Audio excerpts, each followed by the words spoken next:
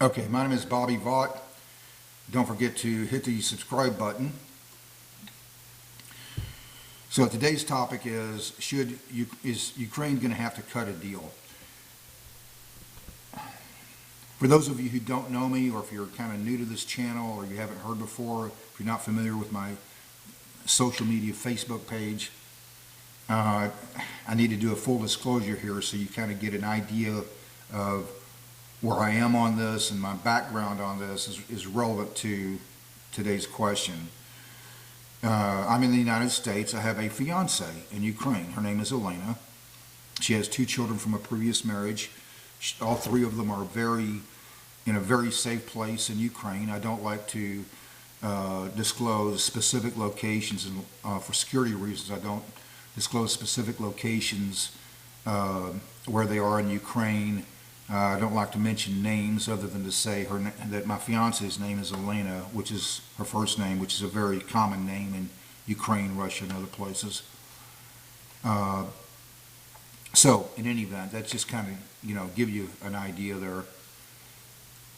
So the question that's facing Ukraine now is, are they going to have to cut a deal?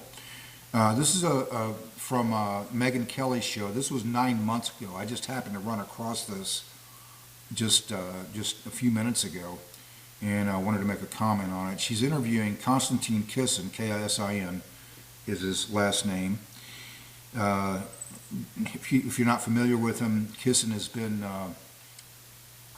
very.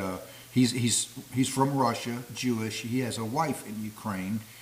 He's been very outspoken in support of Ukraine. So his situation is kind of similar to mine in a way. He has a wife from Ukraine. I have a fiance there. At any event, so that's today's question: is should Ukraine cut a deal? So I want you to listen to what he has to say here, and I wanted to get to just a couple of specific spots in the video. Megyn, and this was 9 months ago, by the way. That's relevant. This is 9 months ago. Here's Kisin giving his explanation about why Ukraine may have to just cut a deal with Russia. Okay, so here we go. Offensive this summer is that even though the West has provided quite a lot of support, it hasn't provided the things that the Ukrainians really need to be able to win that fight. And because it's taken so long to provide that equipment and the hardware, what the Russians have been able to do is dig in, plant mines everywhere, and so on and so forth. And so the...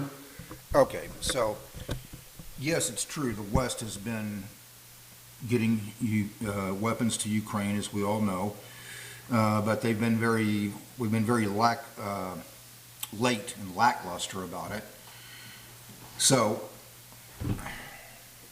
that's his point there, and this is why Ukraine has not been able to, win the war in terms of Russia just completely getting out, leaving, including Crimea, by the way, which I think should happen in an ideal world, but the world is never ideal.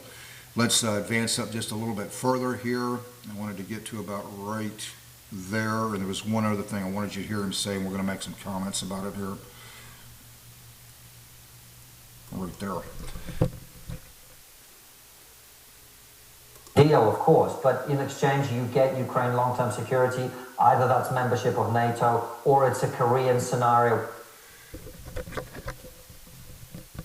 NATO. He's saying Ukraine would become a NATO country, and then he mentions Korea, just kind of putting that in context.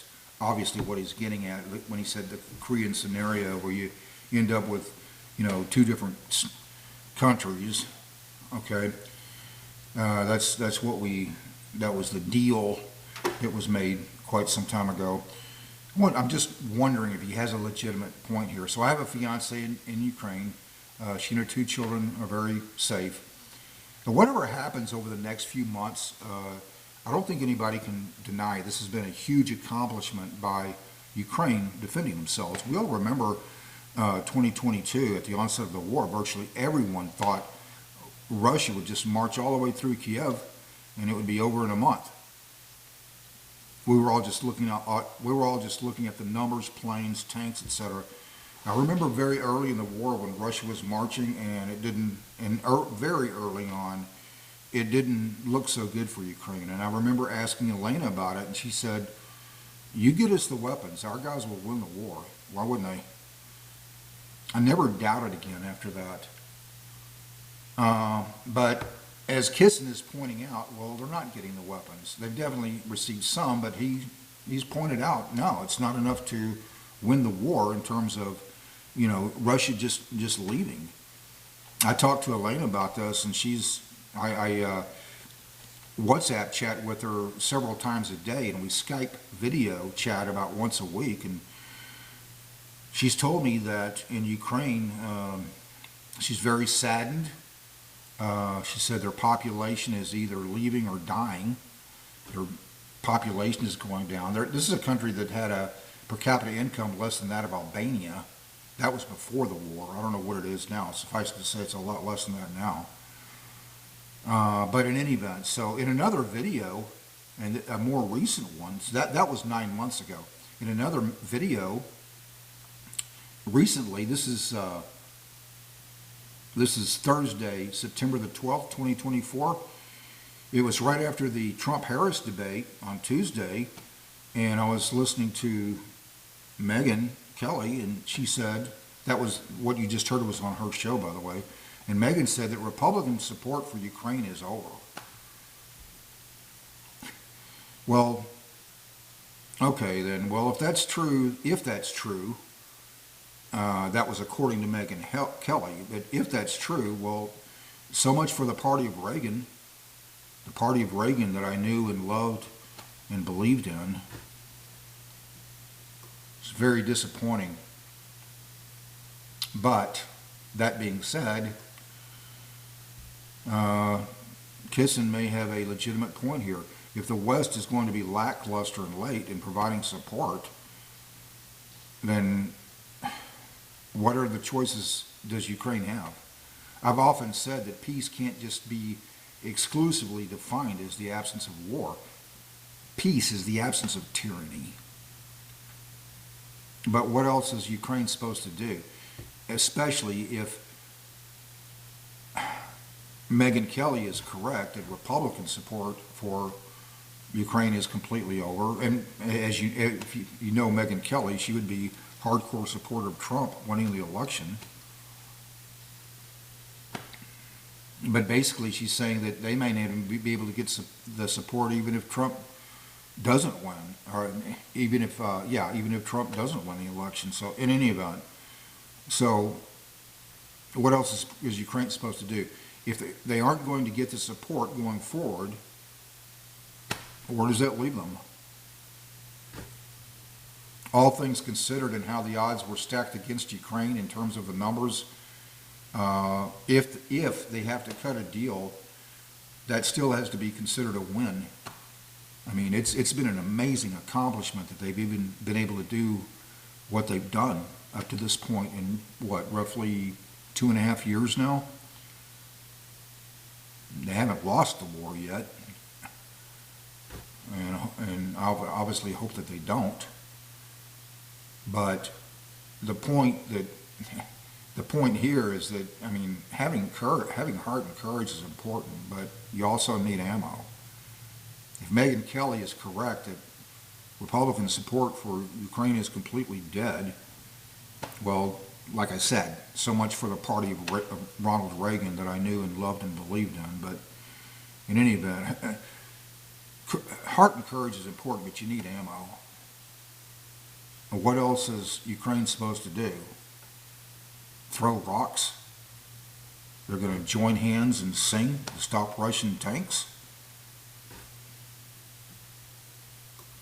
It may come, as much as it really pains me to say this, it may come down to that. They may have to just, cut a Korean type deal. He was referring to the early 1950s. Cut a deal, like Korea did. Would that be roughly about a little more than 70 years ago? And or hopefully in exchange, part of the deal was they maybe, become part of NATO. By the way, if there's anything to be learned from this, a couple of things. Well, they're not a NATO country. Russia didn't invade Poland. They didn't invade Latvia. They can invade any number of countries, but they chose Ukraine. Ukraine is not a NATO country. And Crimea, geographically, it was important to Putin.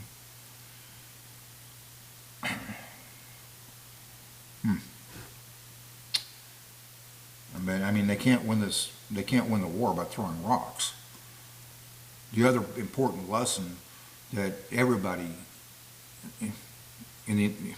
everybody else in Europe should learn from this is don't give up your nukes.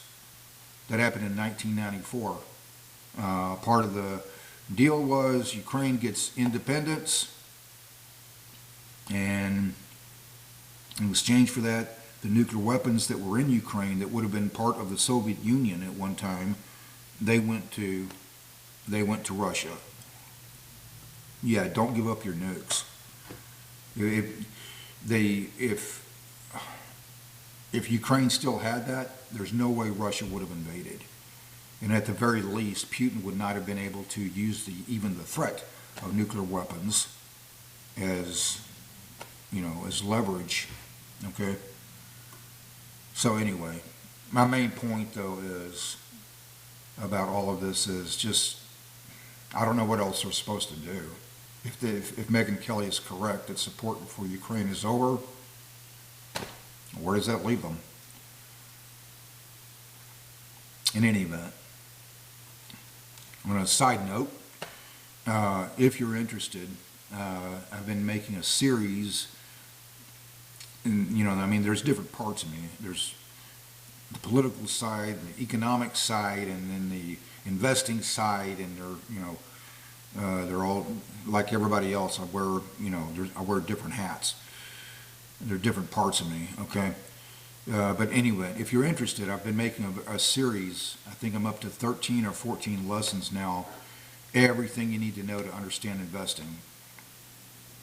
And so I'll put in the stock, what to look for in the stocks, all kinds of things. Understanding bonds, many other things. I think it was either 13 or 14 lessons now. I've been numbering them. Right now, I can't think, what number I'm on. I think it's 13. There's more to come. But if you're interested in that, I'll put a link to lesson 1 in the description below. And then in addition to that, each lesson has a link in the description to the next lesson. So they're all easy to find. Okay. So, thanks for listening. I appreciate you very much. I hope life is treating you well. And until next time, see you then.